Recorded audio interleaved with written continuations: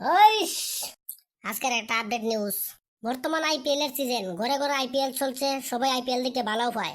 আর এই আইপিএল আজকে ঘরে ঘরে আছে। আর আমরা মানুষ আর সরকারের একটাই উদ্দেশ্য আছে যে প্রত্যেকটা জেলায় জেলায়, প্রত্যেকটা স্টেটে স্টেটে, ডিস্ট্রিক্টে, সব জায়গায় যাতে একটা একটা ভালো প্লেয়ার একটা বাইর হয়। কিন্তু আমি জানি খুশি হইতেছি যে প্রত্যেকটা গ্রামের থেকেও একটা একটা ছেলে বাইরিব, ভালো প্লেয়ার বাইরিব। কিন্তু এটা ক্রিকেট খেলার না, এটা জুয়া খেলার প্লেয়ার বাইরিতেছে এখন।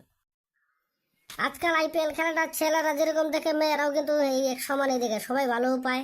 আজকাল ছেলেরা যতটুকু আইপিএল দেখে, মেয়েরাও ততটুকু দেখে। ছেলেরা খেলা খেলতে যায়, কেউ ইন্টারেস্ট আছে না, হয়তো কোনো বা জুয়া খেলতে যায়। কিন্তু মেয়েরা যায় খালি স্ট্যাটাস দিতে। খেলাটা দেখে কোন সময় স্ট্যাটাস দেবে, এটা স্ট্যাটাস দেওয়ার জন্যই ওরা খেলা দেখতে যায়। একটা বল গেলে স্ট্যাটাস দিবে, এটা নো বল না, হোয়াইট বল না, রাইট বল, এটা কিছুই বলতে পারবে না। তাও যদি না জানে, তাও এটা স্ট্যাটাস দিবে। আর যদি কোনবা নিজের টিমের একটা মেম্বার আউট হয়েছে, তাহলেও সেটা স্ট্যাটাসে দিবে। ওয়াও!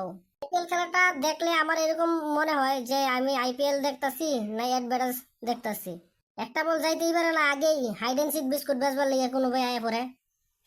তারপরে কোন রকম ভাই যদি তিনটা বল গেল গা, তিনটা বল যাওয়ার লগে লগে অজয় দেবগন এদিকে বিমলের টুপলা লইয়া, বিমল বেচবার লেগে লইয়া আয় পড়ে দৌড় মারিয়া।